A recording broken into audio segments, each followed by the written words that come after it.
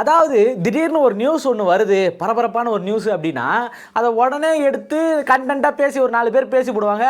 அது ஒரு இன்ஸ்டாகிராம், யூடியூப்ல போடுவாங்க. ஒரு ஃபன்னியான கண்டென்ட்டாக மாற்றி போடுவாங்க. இதெல்லாம் நம்ம வழக்கமாக பார்த்துருக்கோம். ஆனால் இவ்வளோ அப்டேட்டடாக ஒரு படம் எடுப்பாங்களா அப்படின்னு கேட்டிங்கன்னா, மிகவும் புதுசான ஒன்றா தாங்க இருக்குது. அப்படி ஒரு படம் தான் வந்து எடுத்து வச்சுருக்காங்க. எங்கள் அண்ணன் தளபதியோட வருகையை வச்சு பயங்கரமான ஒரு படம் வந்திருக்கு. அந்த படம் என்ன படம்? அது எப்படிலாம் இங்கே மக்கள் மத்தியில் பேசப்பட்டிருக்கு, எந்த அளவுக்கான வரவேற்பை பெற்றிருக்கு, 1 மில்லியன் வியூஸ் போயிட்டு பிச்சு தள்ளின்னு போயினே இருக்குது. இந்த படம் என்னன்றதை பார்த்து தள்ளுங்க. டிவிக்கு வெரியன்ஸ் எல்லாருமே என்ன பண்ணுறாங்க அப்படின்னு பார்த்தீங்கன்னா, தூக்கி வச்சு கொண்டாடிட்டு இருக்காங்க. எங்கள் அண்ணன் படம் அப்படின்னு சொல்லி கொண்டாடிக்கிட்டு இருக்காங்க. அந்த படத்தில் இருக்கிற சில காட்சிகளை மட்டும் விவரித்து இப்போ பார்த்துருவோமா? வணக்கம் ஃப்ரெண்ட்ஸ் மக்களே. அதாவது இந்த படம் என்ன அப்படின்னு பார்த்தீங்கன்னா, TN 2026 அப்படின்ற படம். இந்த படம் எடுத்த உடனே ஒரு பெரிய போஸ்டர் ஒன்று காட்டுறாங்க. ஒரு பெரிய செலிப்ரேஷனில் இருக்கக்கூடிய ஒன்று, இந்த தேட்டர் வாசல்லாம் கட்டக்கூடிய அந்த தோரணம் கட்டுவாங்க இல்லையா, கலர் பேப்பர் வச்சு அப்படி கட்டி வச்சுருக்காங்க. இந்த சைடில் ஒரு பேனர் இருக்குது. ஆனால் அங்கே நிற்கிற ஜனங்கள் எல்லாம் பார்த்தீங்கன்னா தெரியும், உங்களுக்கு தெளிவாக தெரியும், யாரும் பேனரை பார்த்துருக்க மாட்டாங்க, திரும்பி வேறு யாரையோ பார்த்துட்டு இருப்பாங்க. பேனர் சைடு ஃபோக்கஸ் இருக்காது. அந்த பேனரில் இருக்க காஸ்டியூம் யார மாதிரியான காஸ்டியூம் அப்படி இருக்குது அப்படின்னு பார்த்தீங்கன்னா, சூப்பர் ஸ்டார் ரெஃபரன்ஸ் பண்ணுற மாதிரியான ஒரு காஸ்டியூம் இருக்குது.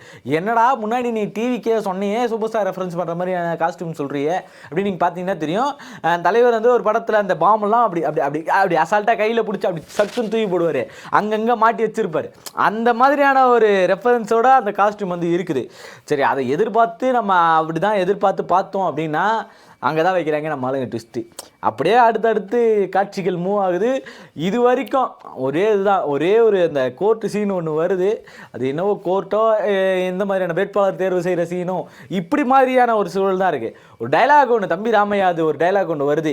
இது வரைக்கும் நம்ம இல்லாமல் சினிமா நியூஸே கிடையாது, இப்போ இதுக்கு மேலே நம்ம இல்லாமல் அரசியல் நியூஸே கிடையாதுன்னு சொன்ன மாதிரி தான் இருக்குது. இப்போ இந்த நம்ம இல்லாமல் அரசியல் நியூஸே கிடையாதுன்னு சொல்கிறாங்கல்ல, அந்த இடத்துலலாம் டக்குன்னு நமக்கு என்ன தோணுது அப்படின்னா, ஆஹா இது யாரையோ பற்றி தான் மாறுது அப்படின்ட்டு. நம்ம தம்பி ராமையோடைய காஸ்டியூம் இருக்குல்ல, அதை பார்த்தாலே உங்களுக்கு ரொம்ப தெளிவாக தெரிஞ்சிடும் அவர் யாரை சொல்கிறாரு அப்படின்றதெல்லாம்.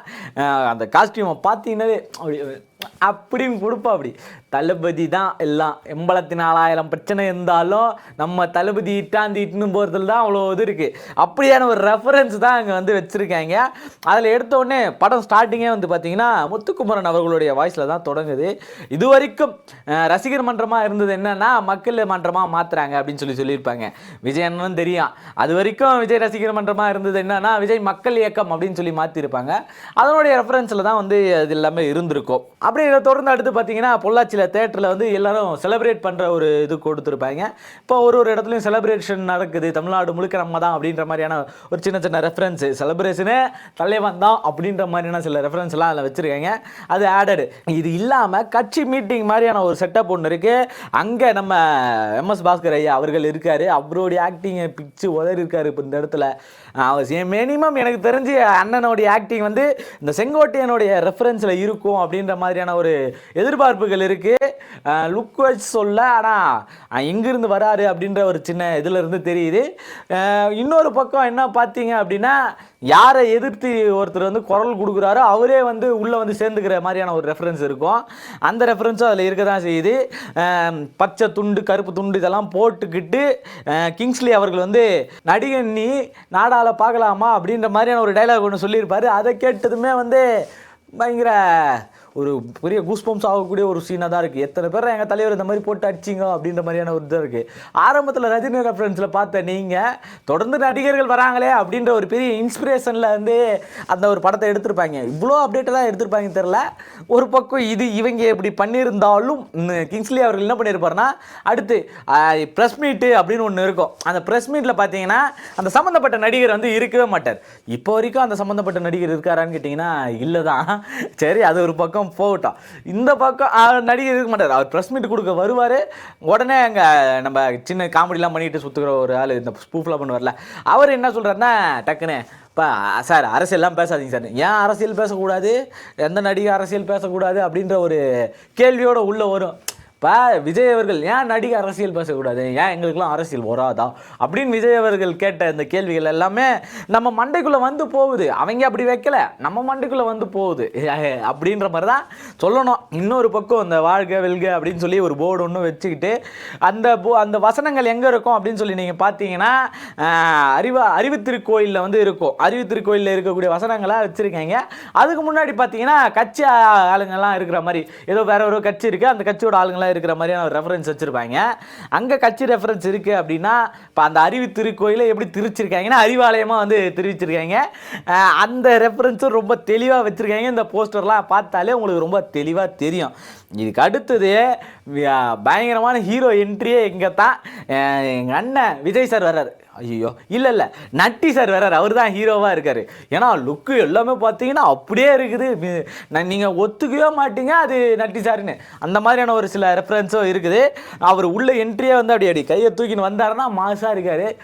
தலைவர் படத்தில் இந்த மெர்சல் படத்துலலாம் தலைவர் வருவா அப்படி இல்லை, அப்படி கையை தூக்கின்னு வருவார்ல, அந்த மாதிரியான ஒரு ரெஃபரன்ஸில் தளபதி வர மாதிரியே இருக்குது. அப்புறம் எம்ஜிஆருக்கு ஒரு கோர்ட் சீன் ஒன்று, அதில் எம்ஜிஆர்லாம் கட்சாலிட்டு வரலையா, அதே மாதிரி தான் தங்க தலைவரும் வந்துகிட்டு இருக்காரு. அவருக்கு இருக்கிற அதே பீக்கு இப்போ எங்களுக்கு இருக்குங்க. அந்த பீக்கிலேருந்து இருக்கிற கோடிக்கணக்கெல்லாம் விட்டு வராரு அப்படின்ற மாதிரி சொல்லியிருப்பாங்க. அந்த கோர்ட் சீன் எல்லாமே பார்க்கும்போது எங்கள் அண்ணனையே அப்படியே உரிச்சு வச்ச மாதிரியான இது இருந்துச்சு.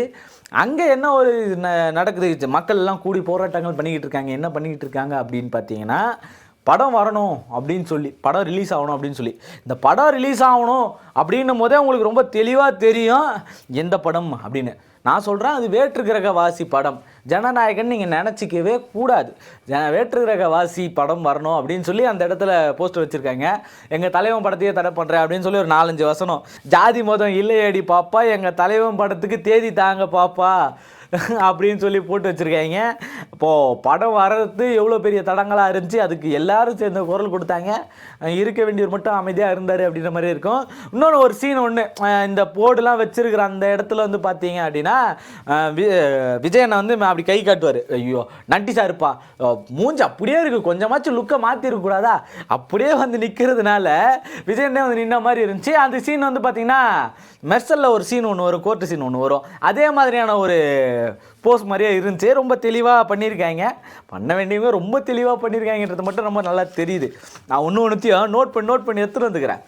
இது வரைக்கும் சினிமா அதான் முன்னாடியே சொன்ன மாதிரி தான், டைலாக் வைஸு முன்னாடியே வச்ச மாதிரி அடுத்தடுத்து தொடர்ந்து விஜய் அவர்களை தாண்டி இன்றைக்கி பல பேர் கண்டனே கிடையாது. அண்ணன் சாட்டை துறைமுறைகள்லாம் வந்து விஜய் இல்லைன்னா கண்டென்ட்டுக்கு எங்கே போய் தேடுவார் பாவம் சொல்லுங்களேன். அப்படி ஒன்று தான் இருந்திருக்கு.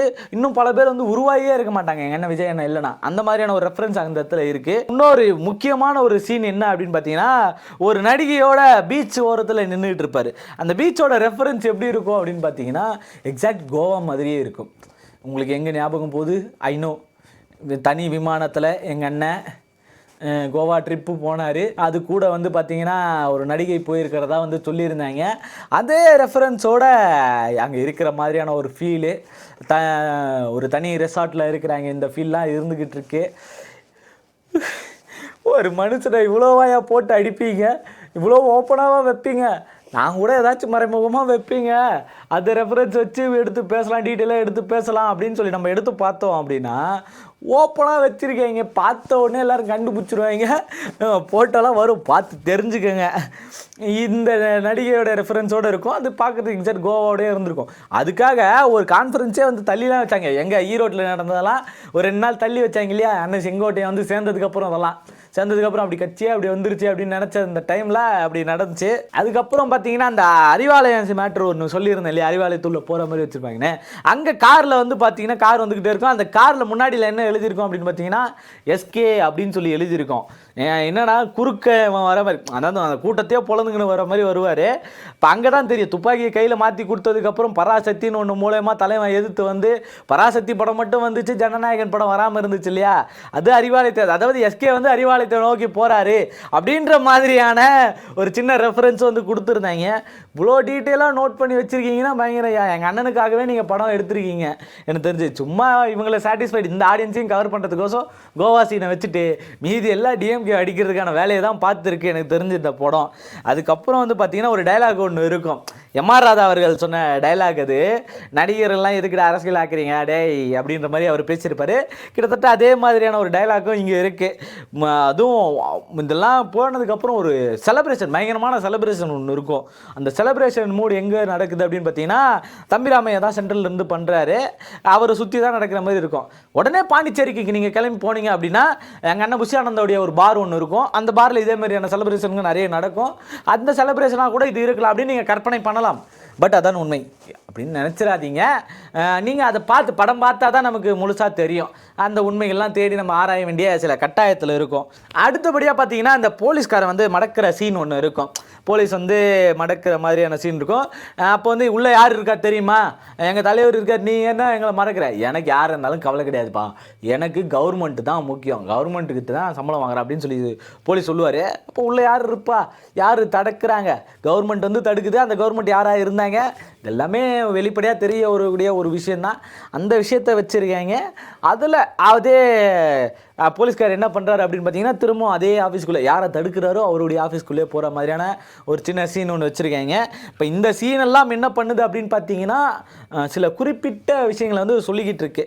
அப்புறம் பார்த்தீங்கன்னா ஒரு கூலிப்படை மாஸ்க் போட்ட ஆட்கள்லாம் கருப்பு ட்ரெஸ்ஸில் போட்டு வருவாங்க. அந்த கருப்பு ட்ரெஸ்ஸுன்ற ரெஃபரன்ஸே உங்களுக்கு எங்கேருந்து வரும்னு தெரியும். அவங்க எல்லோரும் வந்து எல்லோரையும் அடித்து ஓட விடுவாங்க. அப்படி அடித்து ஓட விடுற இடம் எப்படி இருக்கும் பார்த்தீங்கன்னா ஒருத்தன் வந்து எகுரி அப்படி கத்தியால் வெட்டுவார். அந்த சீனை போட்டாலே உங்களுக்கு தெரியும். அப்படி வெட்டுற இடத்துல வந்து பார்த்தீங்க அப்படின்னா அவருக்கு பின்னாடி வந்து உதய சூரியன் இருக்கும்.